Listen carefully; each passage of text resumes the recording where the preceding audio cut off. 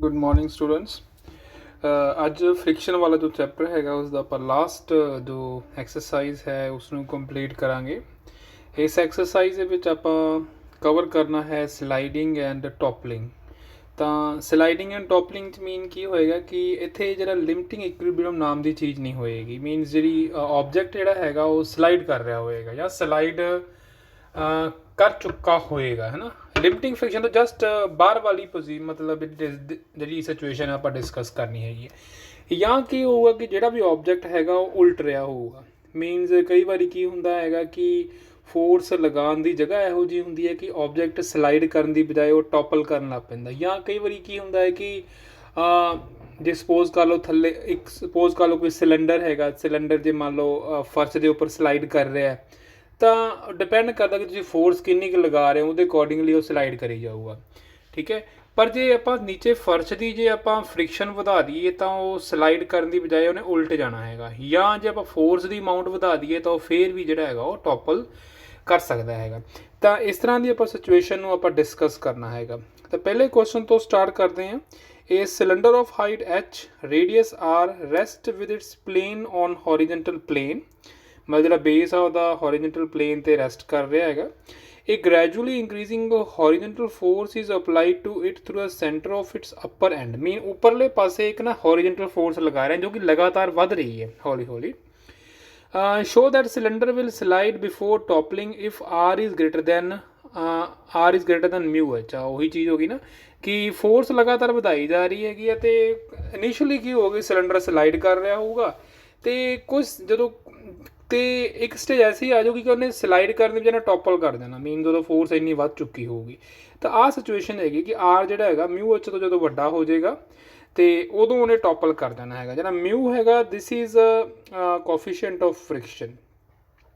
ਤਾਂ ਆਹ ਆਪਣੀ ਸਿਚੁਏਸ਼ਨ ਦਿਖ ਰਹੀ ਹੈ ਕਿ ਇਹ ਆਪਣਾ ਸਿਲੰਡਰ ਹੈਗਾ, ਠੀਕ ਹੈ। ਇਸ ਤਰ੍ਹਾਂ ਮਤਲਬ ਇਹ ਰੈਸਟ ਕਰ ਰਿਹਾ ਹੈਗਾ, ਹੈ ਨਾ। ਆਪਾਂ ਨੂੰ ਇੱਥੇ ਸਿਰਫ ਇਹਦਾ ਰੇਡੀਅਸ ਦੇ ਰੱਖਿਆ ਹੈਗਾ ਸਿਲੰਡਰ ਦਾ ਆਰ, ਯਾਨੀ ਕਿ ਆਹ ਰੇਡੀਅਸ ਸਿਲੰਡਰ ਦਾ ਆਰ ਹੈ ਅਤੇ ਇਹਦਾ ਜਿਹੜਾ ਵੇਟ ਹੈ ਉਹ ਨੈਚੁਰਲੀ ਦੇ ਸੈਂਟਰ 'ਚੋਂ ਐਕਟ ਕਰੂਗਾ। ਸੈਂਟਰ ਮਤਲਬ ਇੱਧਰਲੇ ਪਾਸੋਂ ਮਿਡ ਪੁਆਇੰਟ ਲੱਭ ਲਓ ਅਤੇ ਇੱਕ ਇੱਧਰਲੇ ਪਾਸੋਂ ਮਿਡ ਪੁਆਇੰਟ ਲੱਭ ਲਓ, ਮੀਨ ਸੈਂਟਰ। ਤਾਂ ਉਹ ਸੈਂਟਰਡ ਹੋਏਗਾ ਇਹਦਾ। ਤਾਂ ਉੱਥੋਂ ਜਿਹੜਾ ਵੇਟ ਐਕਟ ਕਰ ਰਿਹਾ ਹੋਏਗਾ ਕਿਉਂਕਿ ਇੱਧਰ ਨੂੰ ਫੋਰਸ ਲੱਗ ਰਹੀ ਆ, ਇੱਥੇ ਉੱਪਰ ਫੋਰਸ ਲੱਗਦੀ ਪਈ ਹੈ ਪੀ ਜਿਹੜੀ ਹੈਗੀ ਆ। ਅਤੇ ਇਹ ਆ ਰਿਐਕਸ਼ਨ ਹੋ ਜੂਗੀ, ਜਿਹੜੀ ਫਰਸ਼ ਜਿਹੜੀ ਉਹਨੂੰ ਰਿਐਕਸ਼ਨ ਆਫਰ ਕਰੇਗੀ ਆਰ ਉੱਪਰ ਨੂੰ ਹੋਏਗੀ ਅਤੇ ਮਿਊ ਆਰ ਇੱਧਰਲੇ ਪਾਸੇ ਨੂੰ ਹੋਊਗੀ ਜਿਹੜੀ ਫ੍ਰਿਕਸ਼ਨ ਹੈ। ਕਿਉਂਕਿ ਜਿਹੜਾ ਅੱਗੇ ਵਾਲੇ ਪਾਸੇ ਇੱਧਰਲੇ ਪਾਸੇ ਨੂੰ ਜਿੱਧਰ ਫੋਰਸ ਲੱਗ ਰਹੀ ਹੈ ਓਪੋਜ਼ਿਟ ਹੀ ਫ੍ਰਿਕਸ਼ਨ ਜਿਹੜੀ ਹੁੰਦੀ ਹੈ ਉਹਦੀ ਡਾਇਰੈਕਸ਼ਨ ਹੁੰਦੀ ਹੈ, ਠੀਕ ਹੈ। ਇਹ ਆਪਣੀ ਡਿਸਕਸ਼ਨ ਹੋ ਗਈ ਕਿ ਮਤਲਬ ਕੀ ਕਿਹੜੀਆਂ ਫੋਰਸਿਸ ਲੱਗ ਰਹੀਆਂ ਨੇ। ਪਹਿਲਾ ਕੇਸ ਆਪਾਂ ਸਲਾਈਡਿੰਗ ਦਾ ਲੈਂਦੇ ਹੈਗੇ, ਜਦੋਂ ਜਸਟ ਉਹ ਸਲਾਈਡ ਕਰ ਰਿਹਾ ਹੈਗਾ ਤਾਂ ਆਪਾਂ ਫੋਰਸਿਸ ਨੂੰ ਰਿਜ਼ੋਲਵ ਕਰਦੇ ਹਾਂ ਹੌਰੀਜੈਂਟਲੀ ਅਤੇ ਵਰਟੀਕਲੀ। ਸਾਫ਼ ਜੀ ਗੱਲ ਹੈ ਕਿ ਜਿਹੜੀ ਫੋਰਸ ਹੈਗੀ ਹੈ ਸਲਾਈਡਿੰਗ ਦੌਰਾਨ ਮਿਊ ਆਰ ਦੇ ਇਕੁਅਲ ਹੋਏਗੀ, ਜਿਹੜੀ ਰਿਐਕਸ਼ਨ ਹੈਗੀ ਉਹ ਡਬਲਯੂ ਦੇ ਬਰਾਬਰ ਹੋਊਗੀ ਸਲਾਈਡਿੰਗ ਦੇ ਦੌਰਾਨ, ਠੀਕ ਹੈ। ਵੈਸੇ ਤਾਂ ਇੱਥੇ ਜਿਹੜਾ ਸਿਚੁਏਸ਼ਨ ਹੈਗੀ ਜਿਹੜਾ P should be greater than mu R ਹੋਊਗੀ ਤਾਂ ਉਹ ਸਲਾਈਡ ਕਰਨ ਲੱਗ ਪਏਗੀ, ਹੈ ਨਾ। ਅਤੇ ਟੋਪਲਿੰਗ ਵਾਸਤੇ ਕੀ ਹੈਗਾ, ਟੋਪਲਿੰਗ ਕੀ ਹੈ ਕਿ ਹੁਣ ਇਸ ਫੋਰਸ ਜਿਹੜੀ ਪੀ ਜਿਹੜੀ ਫੋਰਸ ਆ ਉਹ ਵੱਧ ਕੇ ਹੁਣ ਕਿਊ ਹੋ ਚੁੱਕੀ ਹੈ, ਠੀਕ ਹੈ। ਹੁਣ ਇਹਨੇ ਇੱਧਰ ਨੂੰ ਟੋਪਲ ਕਰਨਾ, ਯਾਨੀ ਕਿ ਇਸ ਪੁਆਇੰਟ ਦੇ ਬਾਊ ਦੇ ਨੇ ਉਲਟਣਾ ਹੈਗਾ, ਠੀਕ ਹੈ। ਬਾਕੀ ਸਾਰਾ ਕੁਛ ਉਵੇਂ ਹੀ ਹੈ।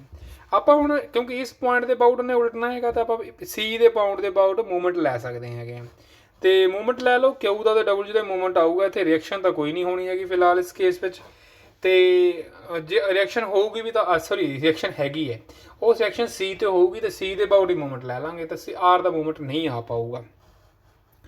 ਤਾਂ ਜਿਹੜਾ ਕਿਊ ਡੀ ਸੀ ਮੂਵਮੈਂਟ ਜਿਹੜਾ ਹੋਏਗਾ ਫਿਰ ਡਬਲਯੂ ਬੀ ਸੀ ਦੇ ਬਰਾਬਰ ਆਊਗਾ, ਹੈ ਨਾ।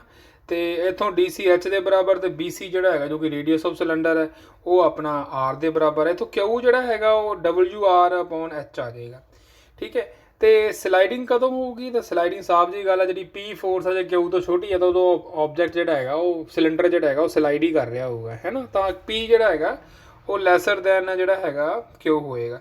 ਇੱਥੋਂ ਪੀ ਚੁੱਕ ਲਓ, ਮਿਊ ਡਬਲਯੂ ਹੈ ਅਤੇ ਕਿਊ ਆਪਾਂ ਇੱਧਰੋਂ ਨਿਕਾਲਿਆ ਹੋਇਆ ਹੈਗਾ ਅਤੇ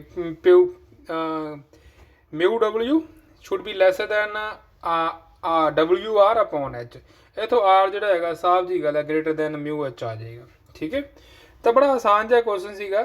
ਬਸ ਇੱਥੇ ਥੋੜ੍ਹਾ ਜਿਹਾ ਗੱਲ ਦੀ ਖਿਆਲ ਰੱਖਣਾ ਕਿ ਜਿਵੇਂ ਮੈਂ ਗੱਲ ਕੀਤੀ ਇੱਕ ਤਾਂ ਆਬਜੈਕਟ ਸਲਾਈਡ ਕਰ ਰਿਹਾ ਹੈਗਾ ਅਤੇ ਇੱਕ ਆਬਜੈਕਟ ਲਿਮਟਿੰਗ ਇਕੁਇਲਿਬਰੀਅਮ ਦੇ ਵਿੱਚ ਹੈਗਾ तो ये जी सिचुएशन है ना जस्ट लिमिटिंग इक्विलिब्रियम तो ऊपर अगे वाली सिचुएशन है, जस्ट अगे वाली, ठीक है।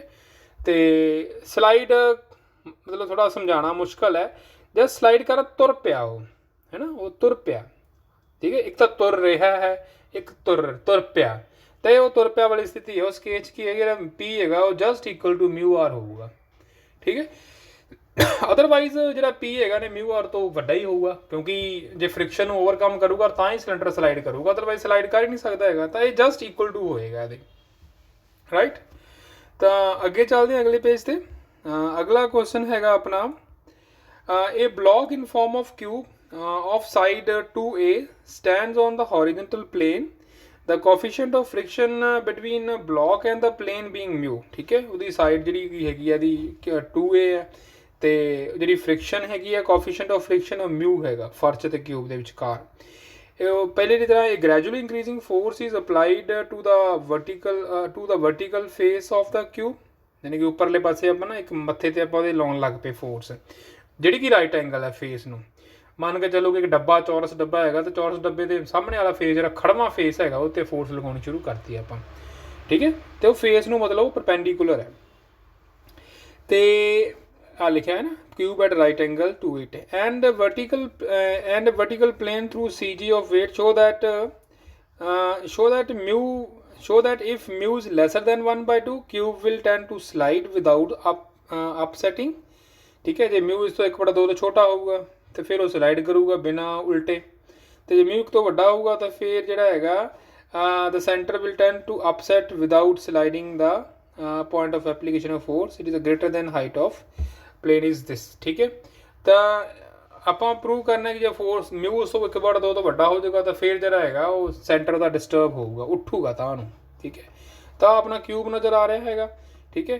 तो आपका जो लेंथ जी 2A हैगी, तो इतने कितने कोई पॉइंट है कि आपको उत्थे फोर्स लगा रहे 90 डिग्री के एंगल के फेस के उपर, तो आ सेंटर के थ्रू जो है वेट थले लग रहा है, क्योंकि फोर्स इधर लग रही है। यदा डिस्टेंस आप जो है D तो आप X ज्यूम कर लिया, तो ये इधरले पासे स्लाइड कर लिया, तो फोर्स फ्रिक्शन जी हैगी म्यू आर इस पासे होगी। तो जे तो म्यू 1/2 तो छोटा होगा तो ये जरा है स्लाइड ही करता रहूगा, तो जे मान लो म्यू 1/2 तो वड्डा हो गया तो इन्हें ना इस सेंटर के अबाउट ऐ टॉपल करना है, इस तरह आप गल करने की कोशिश कर रहे हैं, ठीक है।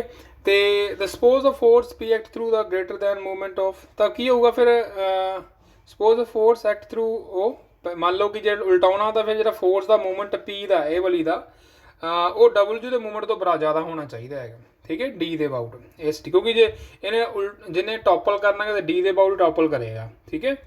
तो फिर जो टॉपल करवाना तो फिर P का मूवमेंट W के मूवमेंट तो ज़्यादा होगा कि पॉइंट के अबाउट ਜਿਹਦੇ पॉइंट के अबाउट टॉपल कर सकता है ना। तो that is PDO should be greater than WDL, है ना। DL जो W डिस्टेंस जो W डिस्टेंस DL ही है ना इस D पॉइंट तो DL जो है वो अपना हाफ ही है, 2A का हाफ होगा, ए होगा, तो PX जो है ग्रेटर दैन WA होगा, तो P जो है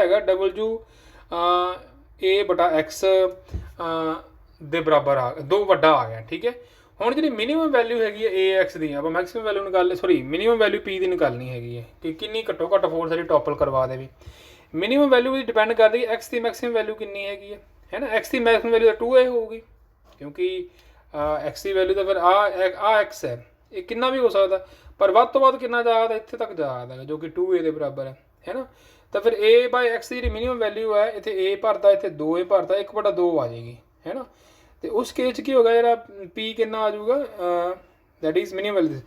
तो 10 ਇਹਦਾ मतलब जो फिर म्यू जो 1/2 ना छोटा तो P will attain value mu W first and the cube slides without tilting, ठीक है, साफ तो नज़र आ रहा है।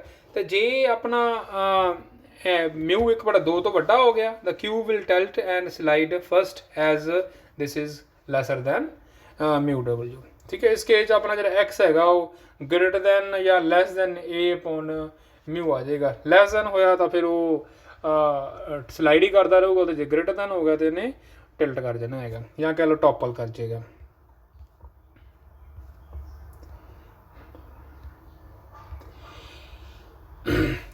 The plane of a heavy circular disc of disk is kept at rest on a rough inclined plane by a string parallel to the plane, touching the circle. Show that the disk will slip on plane if coefficient of friction is less than 1 by 2 tangent alpha, right, and alpha being the inclination of the plane. ਤਾਂ ਇੱਥੇ ਕੀ ਹੈ ਕਿ plane is heavy circle is kept by at rest through inclined plane by a string parallel to the plane, ਠੀਕ ਹੈ। ਤਾਂ ਬਸ ਠੀਕ ਹੈ। ਕੀ ਹੈ ਕਿ ਇੱਥੇ ਕਿਤੇ ਆਪਾਂ ਸਟਰਿੰਗ ਬੰਨਿਆ ਹੋਊਗਾ ਇੱਥੇ, ਠੀਕ ਹੈ। ਆ ਕੋਈ ਰਿੰਗ ਹੈਗਾ ਜੋ ਨੀਚੇ ਨੂੰ ਸਲਾਈਡ ਕਰ ਸਕਦਾ ਹੈਗਾ, ਠੀਕ ਹੈ, ਰਿੰਗ ਹੈ ਜਾਂ ਡਿਸਕ ਹੈ। ਇੱਥੇ ਕੋਈ ਸਟਰਿੰਗ ਐ ਬੰਨਿਆ ਹੋਊਗਾ ਇਧਰਲੇ ਪਾਸੇ ਨੂੰ, ਸਟਰਿੰਗ ਜਿਹੜਾ ਹੈਗਾ ਇਹ ਇੱਥੇ ਕਿਤੇ ਬੰਨਿਆ ਹੋਊਗਾ ਤਾਂ ਜੋ ਸਟਰਿੰਗ ਜਿਹੜਾ ਪਰਪੈਂਡੀਕੂਲਰ ਹੈ, ਰਾਈਟ। ਤੇ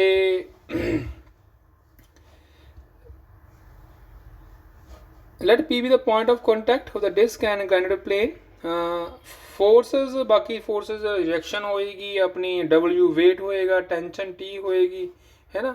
ਤੇ ਸਪੋਜ਼ ਕਰ ਲਓ ਜਿਹੜੀ P ਹੈ ਅਪਲਾਈਡ ਫੋਰਸ ਹੈਗੀ ਹੈ ਇਸ ਜਗ੍ਹਾ ਤੇ ਇਸ ਨੂੰ ਸਲਿੱਪ ਕਰਾਉਣ ਦੇ ਲਈ, ਤਾਂ ਫੋਰਸ ਲਗਾ ਰਹੇ ਹਾਂ ਆਪਾਂ ਸਲਿੱਪ ਕਰਨ। Resolve forces perpendicular to the inclined plane and ਬਸ ਇਕੱਲਾ ਪਰਪੈਂਡੀਕੂਲਰ ਕਰ ਲਿਆ ਹੈਗਾ ਤਾਂ ਆਰ ਇੱਥੇ W cos ਅਲਫਾ ਦੇ ਬਰਾਬਰ ਆ ਜਾਊਗਾ।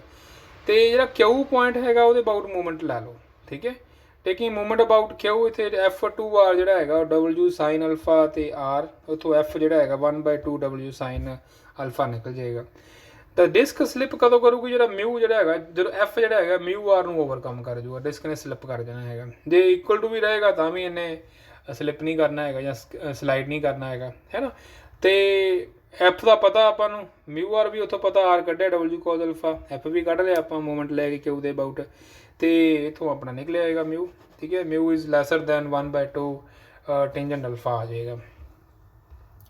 ਅੱਗੇ ਚੱਲਦੇ ਹਾਂ, ਲਾਸਟ ਕੁਐਸਚਨ ਜਿਹੜਾ ਹੈਗਾ ਇਹਦਾ, ਇੱਥੇ ਕੁਐਸਚਨ ਜ਼ਿਆਦਾਤਰ ਇਨਕੁਐਲਿਟੀਜ਼ ਵਾਲੀ ਹੀ ਹੈ, ਥੋੜ੍ਹਾ ਜਿਹਾ ਅੰਡਰਸਟੂਡ ਕਰਨਾ ਤੁਹਾਨੂੰ ਥੋੜ੍ਹਾ ਮੁਸ਼ਕਿਲ ਹੋ ਸਕਦਾ ਹੈਗਾ, ਬਸ ਤੁਹਾਨੂੰ ਐਕਚੁਅਲ 'ਚ ਫਿਜ਼ੀਕਲੀ ਵਿਜ਼ੂਅਲਾਈਜ਼ ਕਰਨਾ ਪਊਗਾ। ਮੈਥੇਮੈਟੀਕਲੀ ਕਰਨ ਦੀ ਬਜਾਏ ਫਿਜ਼ੀਕਲੀ ਐਕਚੁਅਲ ਕਰਕੇ ਦੇਖੋਗੇ ਤੁਹਾਨੂੰ ਜ਼ਿਆਦਾ ਆਈਡੀਆ ਮਿਲੇਗਾ। A scale of a metallic plate ABCD with the BC on the rough inclined plane, a string AP attached to a highest point of this plate passing over the smooth pulley at P. Vertex of plane support a weight W and AP is horizontal. If W be the weight of plate, show that as W increases it will begin to turn when W is this, ਠੀਕ ਹੈ। ਇੱਥੇ ਕੀ ਹੈ ਕਿ ਜਿਹੜਾ ਹੈਗਾ ਆਪਣਾ ਆ ਕੋਈ ਆਪਣਾ ਸਕੇਅਰ ਹੈ, ਠੀਕ ਹੈ, ਮੈਟੈਲਿਕ ਪਲੇਟ, ਠੀਕ ਹੈ। ਇਸ ਜਗ੍ਹਾ 'ਤੇ ਨਾ ਤਾਗਾ ਬੰਨ ਕੇ ਆਪਾਂ ਕੋਈ ਸਟਰਿੰਗ ਬੰਨ ਕੇ ਇੱਥੇ ਪੁਲੀ ਉੱਪਰ ਦੀ ਲੰਘਾ ਦੇ, ਪੁਲੀ P ਹੈ, ਠੀਕ ਹੈ। ਆਹ ਵਾਲੀ ਇਹ ਪੁਲੀ ਜਿਹੜੀ ਹੈਗੀ ਇਹ ਹੌਰੀਜੈਂਟਲ ਹੈ, ਆਪਣੇ ਪਲੇਨ ਨੂੰ ਪੈਰਲਲ ਇੱਥੇ ਲਿਖਿਆ ਹੋਇਆ AP is parallel to a height of point this, ਕਿਤੇ AP is horizontal ਆ ਦੇ, AP ਜਿਹੜੀ ਹੌਰੀਜੈਂਟਲ ਹੈ, ਇੱਥੇ ਮੈਂ P ਲਿਖਣਾ ਭੁੱਲ ਗਿਆ ਮੈਂ, ਆਹ ਜਿਹੜੀ ਹੈ ਇਹ ਹੌਰੀਜੈਂਟਲ ਹੈ, ਠੀਕ ਹੈ। ਤੇ ਆਹ ਪੁਲੀ ਇਸ ਤਰ੍ਹਾਂ, ਪੁਲੀ ਦੇ ਨਾਲ ਦੂਜੇ ਪਾਸੇ ਇੱਕ ਵੇਟ ਲਮਕਾਇਆ ਹੋਇਆ ਜਿਸ ਨੂੰ ਆਪਾਂ ਵਧਾ ਸਕਦੇ ਹਾਂ, ਠੀਕ ਹੈ। ਤੇ ਇਹਨੂੰ ਲਗਾਤਾਰ ਵਧਾਈ ਜਾਣਾ ਹੈਗਾ ਤੇ ਇੱਕ ਐਸੀ ਸਟੇਜ ਆ ਜਾਊਗੀ ਕਿ ਇਹਦਾ ਇੱਧਰਲਾ ਪਾਸਾ ਚੱਕਿਆ ਜਾਊਗਾ, ਇੱਧਰਲਾ ਪਾਸਾ, ਕਿਉਂਕਿ ਵੇਟ ਜਿਹੜਾ ਹੈਗਾ ਆਹ ਵਾਲਾ ਵੇਟ ਇਸ ਵੇਟ ਨੂੰ ਕਿਸੇ ਤਰੀਕੇ ਓਵਰਕਮ ਕਰ ਜਾਏਗਾ। ਹਾਲਾਂਕਿ ਇੱਥੇ ਨੀਚੇ ਨੂੰ ਸਲਾਈਡ ਕਰ ਰਹੀ ਹੈਗਾ, ਇਸ ਮੈਟੈਲਿਕ ਜਿਹੜੀ ਪਲੇਟ ਹੈਗੀ ਹੈ ਸਕੇਅਰ ਪਲੇਟ ਨੀਚੇ ਨੂੰ ਸਲਾਈਡ ਕਰ ਰਹੀ ਹੈਗੀ ਹੈ, ਪਰ ਆ ਸਟਰਿੰਗ ਬਣ ਕੇ ਇੱਧਰ ਵੇਟ ਲਮਕਾਇਆ ਥੱਲੇ ਨਹੀਂ ਜਾ ਰਹੀ ਹੈਗੀ। ਤੇ ਆਪਾਂ ਵੇਟ ਨੂੰ ਵਧਾ ਕੇ ਦੇਖ ਰਹੇ ਹੈਗੇ ਕਿ ਵਧਾ ਕੇ ਵੀ ਦੇਖਣਾ ਚਾਹੁੰਦੇ ਹੈਗੇ ਆ ਤੇ ਕੀ ਇਹ ਕਦੋਂ ਟੋਪਲ ਕਰੂਗੀ, ਯਾਨੀ ਕਿ ਇਸ ਤਰ੍ਹਾਂ ਉਲਟੂਗੀ, ਠੀਕ ਹੈ। ਆਹ ਐਂਗਲ ਅਲਫਾ ਹੈ ਤੇ ਆਹ ਵੀ ਐਂਗਲ ਅਲਫਾ ਹੋਊਗਾ, ਬਾਕੀ ਐਂਗਲ ਫਿਰ ਆਹ ਸਾਰੇ ਐਂਗਲ ਕੱਢੇ ਜਾ ਸਕਦੇ ਬੜੇ ਸੌਖੇ ਜਿਹੇ ਤਰੀਕੇ ਨਾਲ, ਉਹ ਤੁਸੀਂ ਦੇਖ ਲਿਓ ਆਪਣੇ ਆਪ। ਤਾਂ ਇੱਥੇ T ਟੈਂਸ਼ਨ ਹੋਊਗੀ ਆਪਣੇ ਉਹਦੇ ਵਿੱਚ ਸਟਰਿੰਗ ਦੇ ਵਿੱਚ, ਠੀਕ ਹੈ। ਤੇ ਕਿਉਂਕਿ B ਦੇ ਅਬਾਊਟ ਹੀ ਇਹਨੇ ਟੋਪਲ ਕਰਨਾ ਹੈਗਾ ਤੇ ਟਿਲਟ ਕਰਨਾ ਹੈ ਜਾਂ ਤਾਂ movement of T about B ਲੈ ਲਓ, ਦੈਟ ਇਜ਼ ਇਸ ਟੈਂਸ਼ਨ ਦਾ ਉਹ ਹੋਏਗਾ T into BL ਆਹ ਵਾਲਾ, ਠੀਕ ਹੈ। ਤੇ ਜੋ ਕਿ WA cos ਅਲਫਾ ਆ ਜਾਏਗਾ। ਫਿਰ W ਦਾ ਮੂਵਮੈਂਟ ਲੈ ਲਓ B ਦੇ ਅਬਾਊਟ ਇਸ ਵੇਟ ਦਾ, ਠੀਕ ਹੈ, ਕਿਉਂਕਿ ਦੋ ਹੀ ਫੋਰਸਸ ਨੇ, ਟੈਂਸ਼ਨ ਤੇ W ਹੀ ਇੱਕ ਦੂਜੇ ਨੂੰ ਬੈਲੈਂਸ ਕਰ ਰਹੀਆਂ ਨੇ, ਠੀਕ ਹੈ। ਜੇ ਟੈਂਸ਼ਨ ਦਾ ਮੂਵਮੈਂਟ ਵੱਧ ਗਿਆ ਬੀ ਦੇ ਅਬਾਊਟ ਡਬਲਯੂ ਇਧਰੋਂ ਪਾਸ ਤਾਂ ਚੱਕਿਆ ਜਾਊਗਾ। ਇਹੀ ਸਿਚੁਏਸ਼ਨ ਹੈ ਬੇਸਿਕਲੀ। ਤਾਂ ਡਬਲਯੂ ਦਾ ਮੂਵਮੈਂਟ ਲਾ ਲਓ ਜੋ ਕਿ ਡਬਲਯੂ ਬੀ ਐਮ ਆਏਗਾ। ਬੀ ਐਮ ਆਪਾਂ ਬੀ ਓ ਕਾਜ਼ 45 ਮਾਈਨਸ ਅਲਫਾ, ਜਿਸ ਨੂੰ ਆਪਾਂ ਫਰਦਰ ਐਕਸਪੈਂਡ ਕਰ ਲਾਂਗੇ, ਇਸ ਤਰ੍ਹਾਂ ਬਣ ਜਾਏਗਾ। ਅਤੇ ਸਾਫ ਜੀ ਗੱਲ ਹੈ ਕਿ ਜੇ ਟੀ ਦਾ ਮੂਵਮੈਂਟ ਵੱਧ ਗਿਆ ਬੀ ਦੇ ਅਬਾਊਟ, ਯਾਨੀ ਕਿ ਟੀ ਦਾ ਮੂਵਮੈਂਟ ਹੈ ਅਤੇ ਆਹ ਡਬਲਯੂ ਦਾ ਮੂਵਮੈਂਟ ਹੈ, ਜੇ ਵੱਧ ਗਿਆ ਤਾਂ ਇਹਨੇ ਟੋਪਲ ਕਰ ਜਾਣਾ ਹੈਗਾ ਜਾਂ ਕਹਿ ਲਓ ਟਿਲਟ ਕਰ ਜਾਏਗਾ। ਤਾਂ ਆਹੀ ਚੀਜ਼ ਆਪਾਂ ਪ੍ਰੂਵ ਕਰਨੀ ਹੈਗੀ। ਠੀਕ ਹੈ।